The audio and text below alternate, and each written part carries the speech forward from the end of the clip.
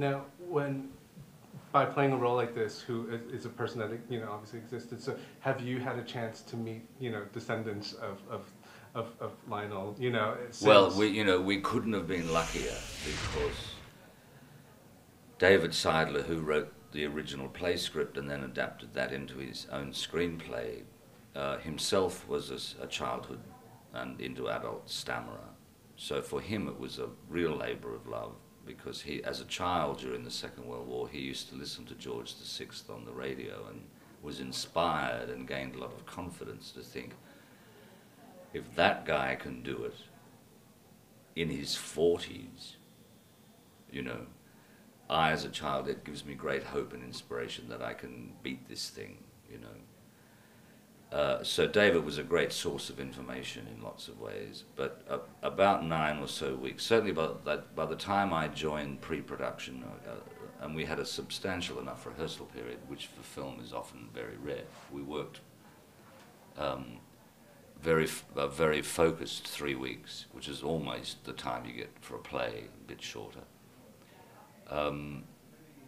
And during that time, the production company had found Mark Logue, who was Lionel's grandson living in London. He had an absolute treasure trove of correspondence, diaries, photographs, memorabilia, whatever, which he allowed us to scrutinize to the nth degree. And that, because without that, I would have probably had to have invented the personality of Lionel Logue, because no one really knew anything about him. But the diaries, as personal diaries often are, reveal a lot about the character and the nature of the man, particularly what he chooses to write at the end of the day. And at the end of his day, it would be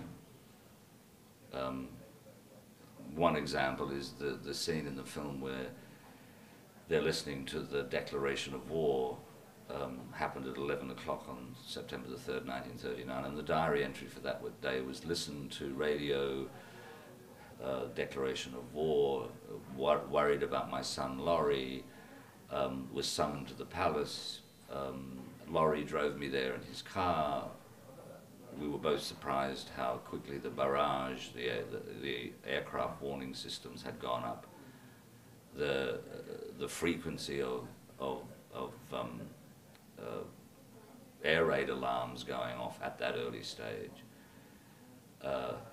Arrived at Palace, went in, met Equerry, hung up my gas mask in the lobby, and Tom Hooper and Colin and I were going, Tom was saying that with this scene has to be exactly that.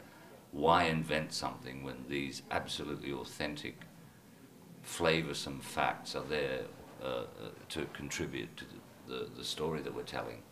Last question then. Working with Colin, obviously you know him, I'm assuming that you may have known him in the past, but have you worked with him, and what was the kind of relationship in terms of acting against each other? What did you kind of like bounce off each other? How do you feed off of his performance and your performance? It has to be, by the very nature of this patient and therapist, it has to be a very genuine, we had to find, I think, a very genuine symbiotic kind of relationship.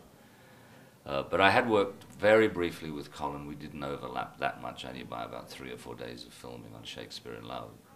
But I did hook up with him in New York for the junket for that film, where we fulfilled our duties, but we also partied hard and laughed like drains and established the basis of what ultimately became a very strong friendship. So we picked up on that energy once we started working on this film.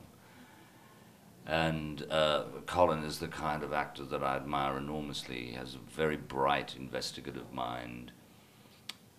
He's a great seeker of entertaining and engaging truth in a performance.